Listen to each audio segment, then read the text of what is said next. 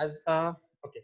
So as we have discussed about the ancient and medieval India, so about the ancient and medieval, we can Yes. discuss that. We can see here that there are certain questions which are conceptual and there are certain questions which are factual.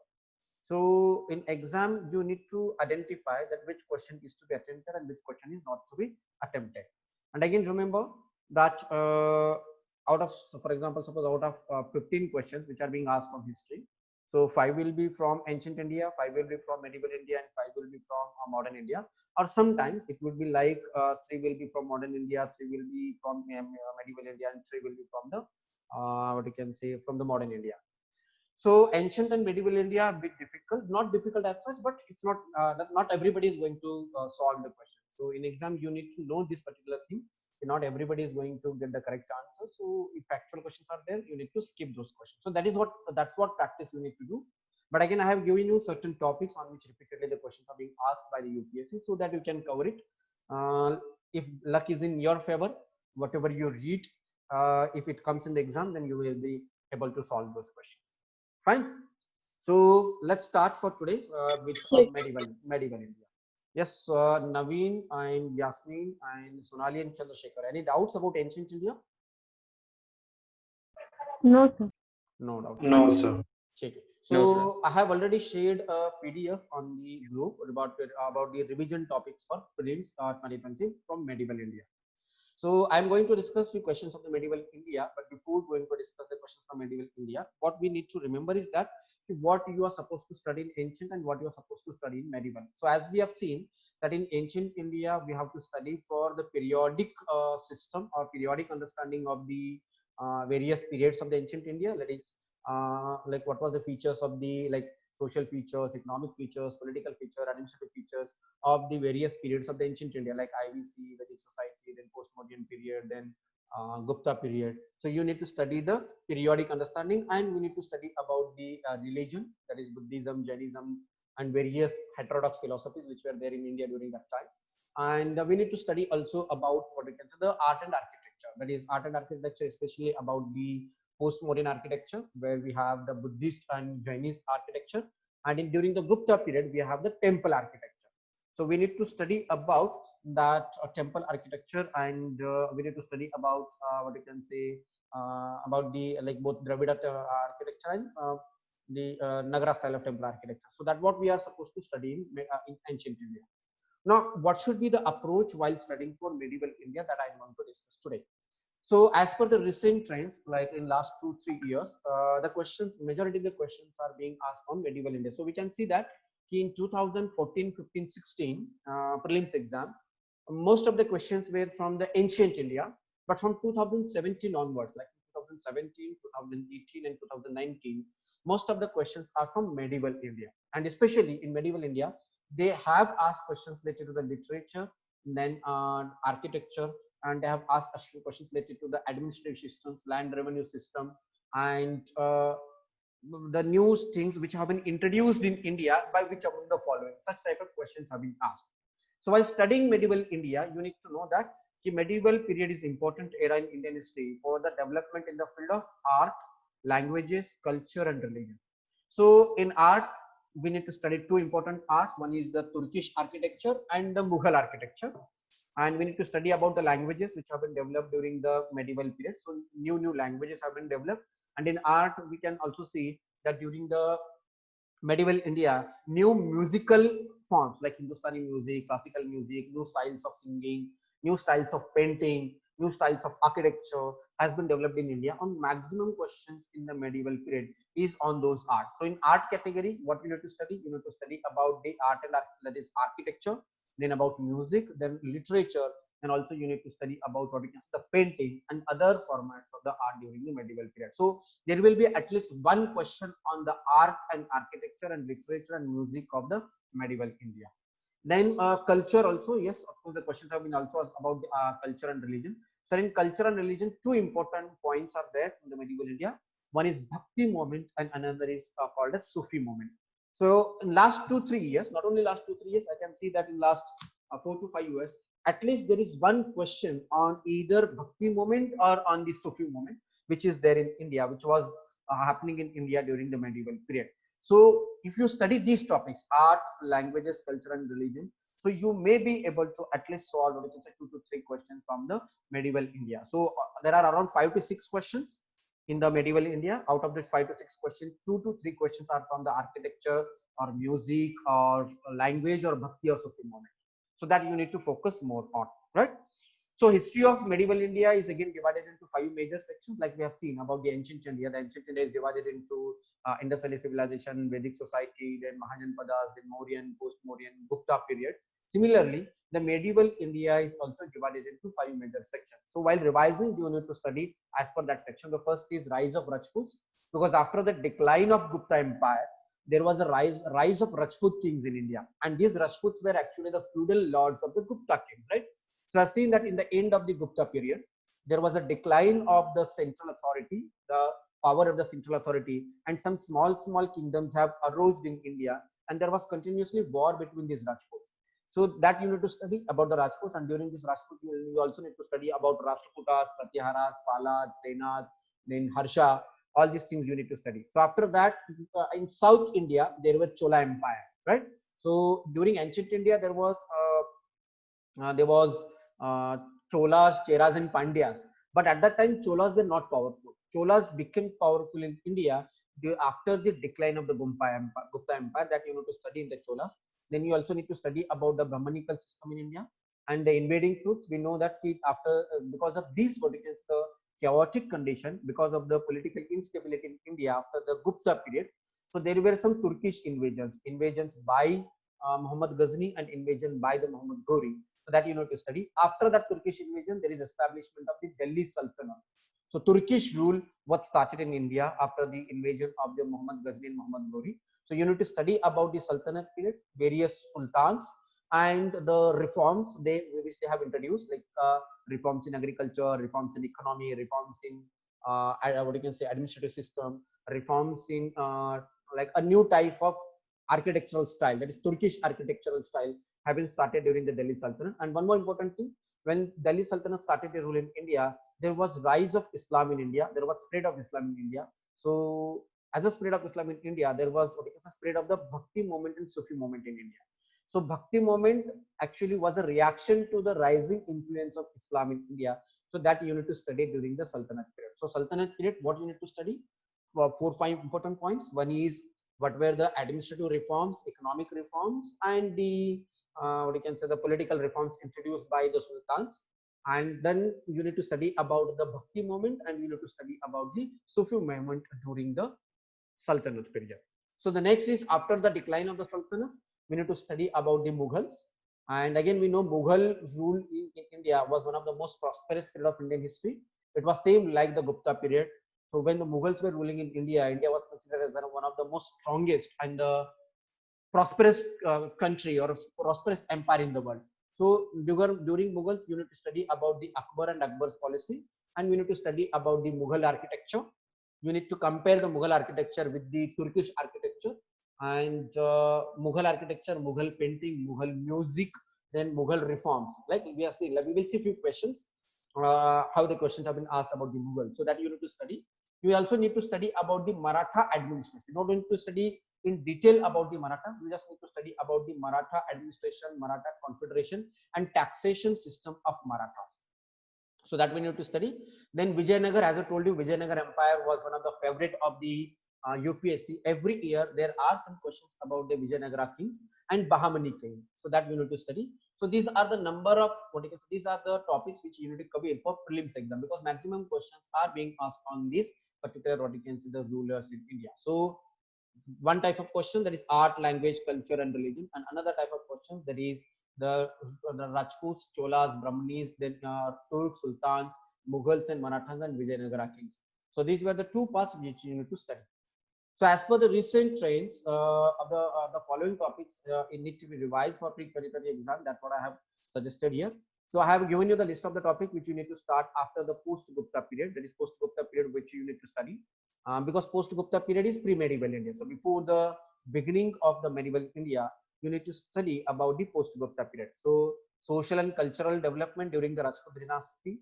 What was the social system? What was the cultural development during the Rajput dynasty? Then Rashtrakutas, Palas, then Kanauj after Harsha, then Arab conquest of Sindh. So during this period, there was a conquest of Arab invaders in India that we need to study.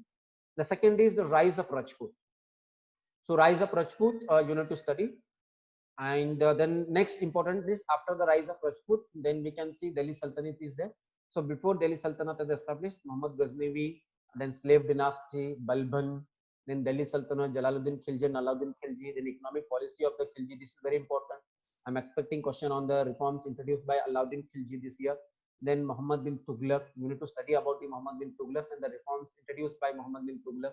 Then Firoz Shah Tughlaq and economic conditions under the Delhi Sultanate. So that's important. Architecture of the Delhi Sultanate also you need to study.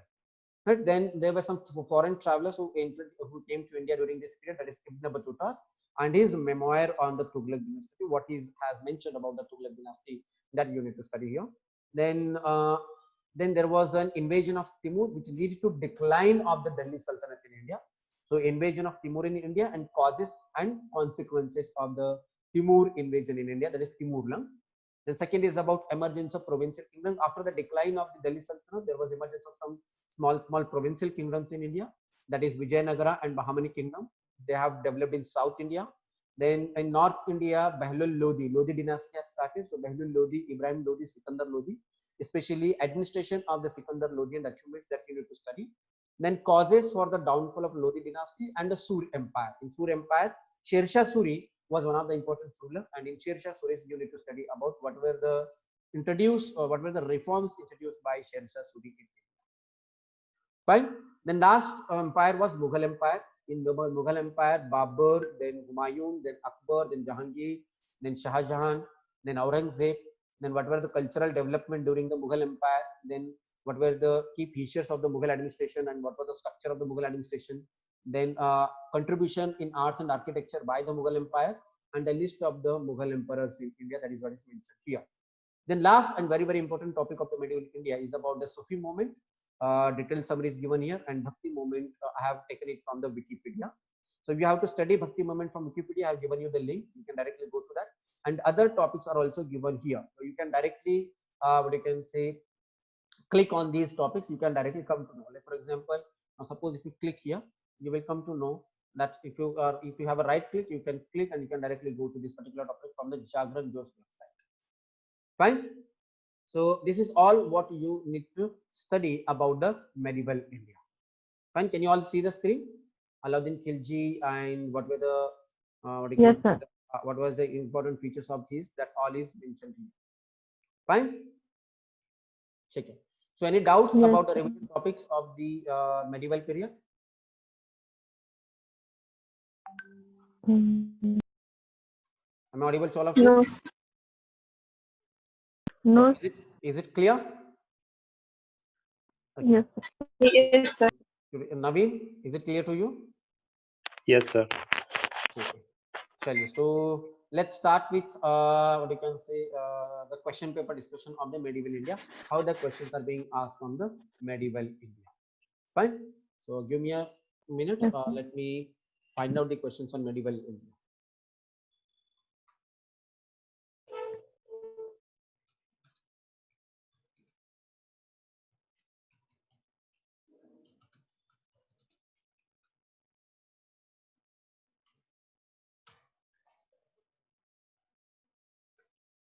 Is the screen visible to all of you?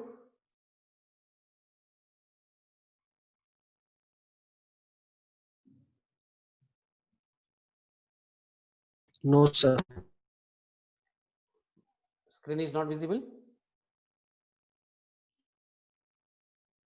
Okay. Is it visible now? Yes, sir.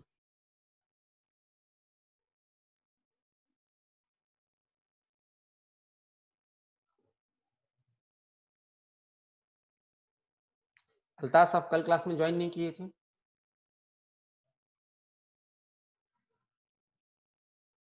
Did you watch the recording? Did you watch the recording? आप class join किए थे question paper discussion का? Because you asked me the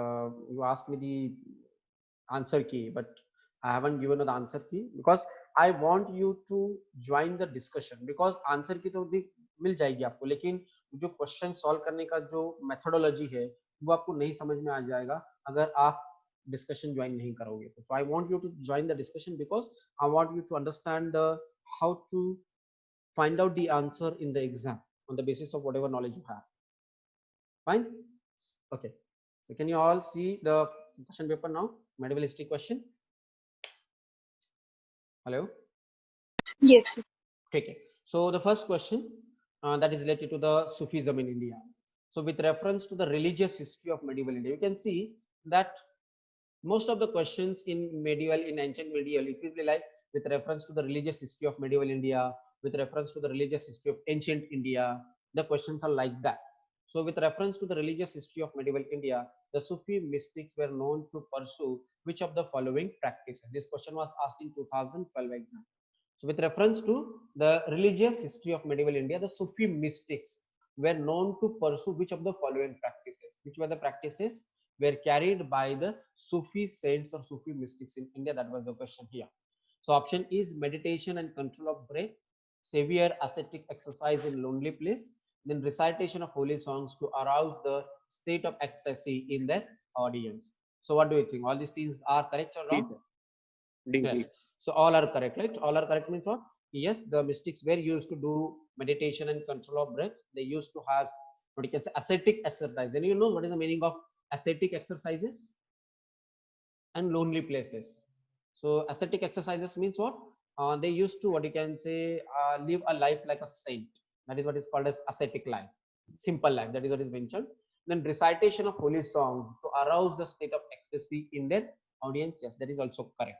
So you got it how the questions are framed here. What you need to focus more while studying the religious history of the medieval India. Fine. The next question, consider the following statements about bhakti sects. So again, the question is like say you can see that in 2012 the question was related to Sufism. In 2013 the question was related to bhakti sects. Am I right? So next question. Yes. Now here we can see Dadu Dayal, Guru Nanak and Tyag Raja, who among the following were preaching when Lodi dynasty fell and Babur took over. So that you need to remember. So who were during which period? So it is actually a factual question. Chances are that you will get it wrong in this exam because you need to know specifically that who were preaching in India after the what I can say during the Mughal period in India. That you need to know about it, right? So Dadu Dayal, Guru Nanak and Tyagaraja, that you need to know here. So anyone knows? किसी को पता है? So what will you do in such question? You will try to eliminate or you will completely skip or you will attempt this question. Yes, Zainab, what will you do in such type of questions? So I will skip. You will completely skip. Will you not try to, what you can say, eliminate if it is helping you? If can help you? Hello? Hello? Sir, actually, hello, sir. Yes, Chandrasekhar, I can hear you. Sir, actually, sir, Guru Nanak, one of the question is asking from preliminary examination, the Guru Nanak and Akbar, the contemporary relation. So Guru Nanak Ibrahim and Akbar were contemporary. one question is asked in previous year questions. Okay. So whether it was correct or wrong? Maybe correct, sir. Guru Nanak. Okay, anyone knows what was the period of the Guru Nanak? Like when Guru Nanak started his bhakti movements in Punjab and Sindh region. Hello? Hello? Yes. Audible, sir. Okay, in which century Guru Nanak was preaching in India about the bhakti movement? Okay. Now here you can see the answer is B, 2 only. That is Guru Nanak only. Dadu Dayal and Tyagaraja, they were actually before that. So that's what you are supposed to know here. But anyways, it's a factual question. It's if you don't know, it's better to what you can just skip the question. Anyways, going to the next question. Consider the following statements. Bijak is a composition of teachings of Saint Dadu Dayal. Here you can see that in 2013, when the question was asked about Dadu Dayal, and what you know, what students do, they check that the B is correct answer, but they don't. Like in next year, the question was asked about the Dadu Dayal. So what UPSC expected from you that if the question, if you see the 2013 question, if the question was related to Dadu Dayal, then you were supposed to study about Dadu Dayal. Am I right? So again, you can see Bijak is a composition of teachings of Saint Dadu Dayal. So whether this statement is correct or wrong, that they are asking. Second is the philosophy of the Pushti Marg was pronounced by Madhvacharya. So you need to know about the Madhvacharya also. But anyways, so if you know about the first statement, you can eliminate two options. You can mark one only, or what you can say neither one nor two. So answer here is D, that is neither one nor two, because Bijak is not the composition of the teachings of Saint Dadu Dayal. So that is wrong statement here. Okay. Then going to the next 2014 question again. Ibadat Khana at Fatehpur Sikri, not Ibadat Khana, which was started. Again, you can see majority of the questions of the medieval India and the ancient India, we can see that is about the religious philosophies and religious the developments in India. So the Ibadat Khana at Fatehpur Sikri was the mosque for the use of royal family, Akbar's private chamber prayer, or the hall in which Akbar held discussions with the scholars of various religions, and the room in which nobles belonging to different religion gathered to discuss the religious affairs. So the answer for this question is that the Ibadat Khana was a hall in which Akbar held discussions with the scholars for various religions. So we know that Akbar had started a practice of religious tolerance policy, which is called as the Sulh-e-Kul policy. And as a part of that Sulh-e-Kul policy, Akbar had started holding such type of discussions of the various religions. So religions of Jainism, Buddhism, Christianity, Islam. Again, within Islam, there are various sects. That is, there was what you can say the Shia Muslims and Sunni Muslims. And within Hinduism also, there were various types of what you can say the heterodox philosophies. So he called all the religious scholars and have discussions, and on the basis of those discussions and as a result of those discussions of the religious scholars, he has started a new religion, and that religion is called as Deen-e-Ilahi. So that what is expected from you to know here. So it was a very easy question which was asked in 2014 prelims exam. Okay, going to the next question. In medieval India, the designations of Mahattara and Pattakila were used for. So you need to know various types of posts or various types of administrative designations. Yes, Chandrasekhar. So what is the difference between nobles and scholars, sir? Nobles are the noblemen who used to, what you can say, sit in the darbar of the Akbar, not only Akbar, for any Badshah, and they were actually the decision makers. Decision makers means what? Decision makers means like they used to advise the king or advise the sultan or advise the Badshah to take a decision about the administration. While scholars were the religious scholars, they were like, I can give you an example now. Religious scholars like Shankaracharya is a religious scholar, while Mantri is not a religious scholar. Mantri is a nobleman. So got it. So Okay. the Ibadat Khana was completely a religious affair. It was not a administrative affairs. So noblemen were different and religious scholars were different. Yes, some of the religious scholars were also what I can say included into the nobility. Right. Yes, sir. Check it. Now that is the Yes, sir. reason the question number statement number 4 is not correct. So here you can see the room in which the nobles belonging to the different religious gather to discuss the religious affairs. That is what is mentioned here. Second is in medieval India, the designation Mahattara and Pattakila were used for. So what you are supposed to do, that whenever you are studying the medieval history, you need to study the various posts and designations given during various what you can say the sultans or various administration. So Mahattara and Pattalika were used for. It were used for military officers, it were used for village headmen, or it were used for specialists in Vedic rituals, or whether it is used for the chief of craft guilds.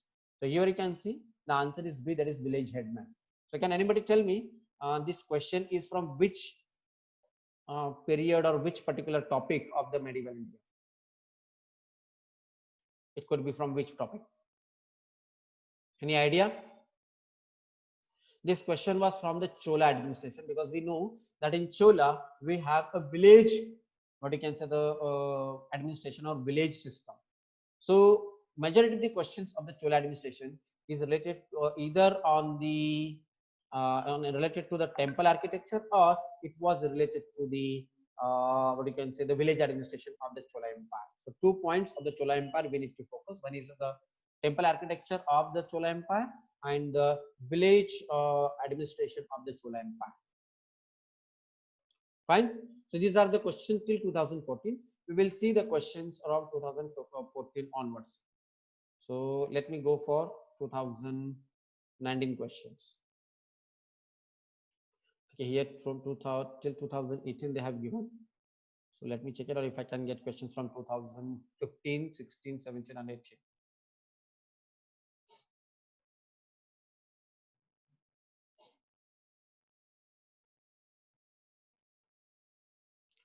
So we are left with 8 minutes. So we'll try to discuss a few more questions, and we will be discussing few more questions again in tomorrow's class. So here topic wise they have given. If you want to have a topic wise, what you can say, the revision of the topic, you can get it here. So they have given a very, it's good. Which website is it? Is civilstab.com. So you can get the topic wise questions. 2001 second. Here the questions of the personalities, questions on personalities of the medieval India. Now you don't need to see the questions of 2003-10. You have to see the questions you can say 2014 onwards, not about the previous questions.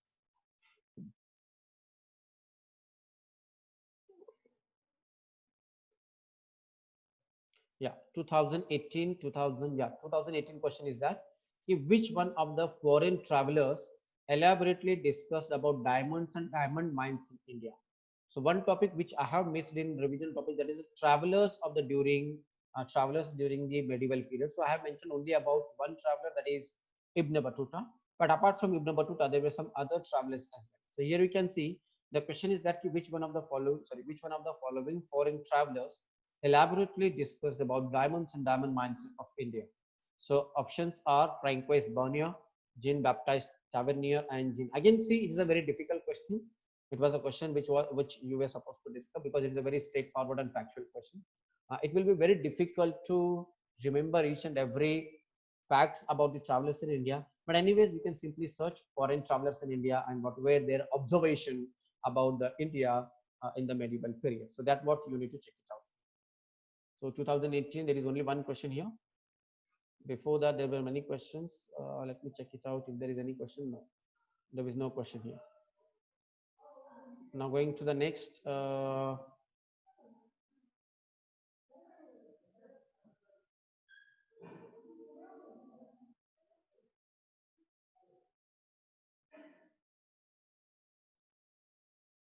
2018, yes, there was one more question here.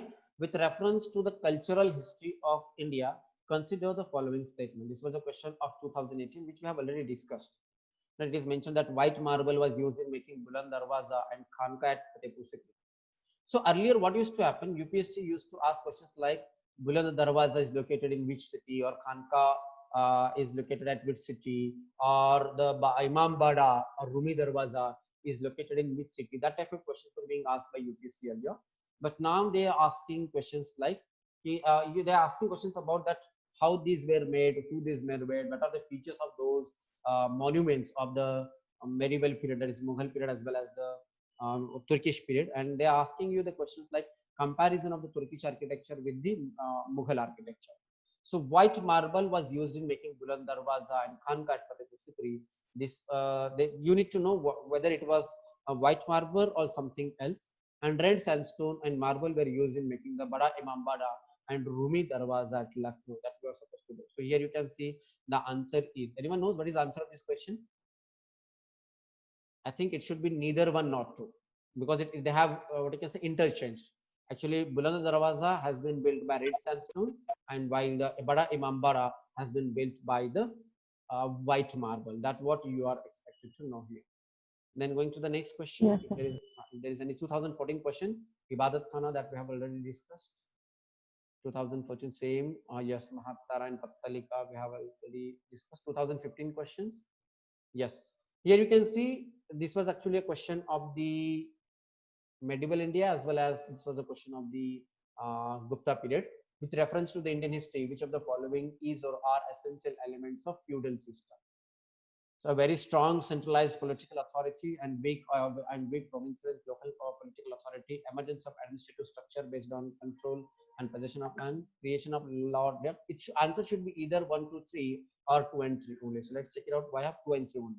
So why the first statement is wrong? Can anybody tell me? The first statement is wrong because in the feudal system, actually, there was a weak central authority and strong local or political authority. That is what is called as the feudalism. So what do you think in the current scenario in India? Do we have a feudal system, or do we have a what you can say more strong executive the center? Center is more strong, or the states are more strong now politically? Central, sir. Central. Central leaders are more strong now, right? And that we can see that the central governments are trying to, what you can say, impose their ideas, their views, their policies, their, what you can say, the on the summer, because there are many things which in which the state government cannot take its own decision. And when we see the political structure or the administrative structure in the Constitution of India, we can see that the federal system of India now, it is biased towards the central government, or it is biased towards the union government, right? Okay. Going to the next question. Yes. With reference to the cultural history of medieval India, you can see the questions are related to the cultural history. With reference to the cultural history of medieval India, consider the following statement. Now, why I am reading this question? Because I want you to focus, because there are so many things which we need to study in the medieval and ancient India. You don't need to study about the political history. You don't need to study about the names and chronology of the kings in India, because maximum questions are related to the political system, social system, economic system, cultural system, religious system, architecture, painting, music, and you, while revising, you need to focus on those aspects of those particular period, right? So here you can see there was a question related to the bhakti movement again. Siddhas or Sittars of Tamil region were monotheistic and condemned idolatry. So you need to know what were the well, earlier they used to ask a question that Siddhas were or Sittars were found in which region. That information they are already giving you now. Now they are asking what were their philosophies, whether they were monotheistic and whether they condemned idolatry or not. So can anybody tell me what is monotheism, or what is the meaning of monotheistic? Monotheistic means what? Believing in one God. Believing in one God. Believing in one God or worshipping one God? Worshipping also. Obviously, if you believe in one God, then you will worship only one God. Chaliye. What about Yes, sir. so whether the Siddhas of the Tamil regions or the Siddhas of the Tamil region, whether they condemned whether they were monotheistic, they used to believe in one religion, and whether they condemned idolatry or not, that's what you are supposed to know here. Second question, the Lingayats of Kannada region questioned the theory of rebirth and rejected the caste hierarchy. So Lingayat movement was again one of the important bhakti movement in Karnataka region. So you need to know whether they have rejected the caste hierarchy or not, and whether they have questioned the theory of rebirth, because Hindu mythology and other many what you can say the many what you can say religion believes in the theory of rebirth, and whether they question the theory of rebirth and whether they rejected the caste hierarchy or not, that's what you are supposed to do. So here in this statement, I think both the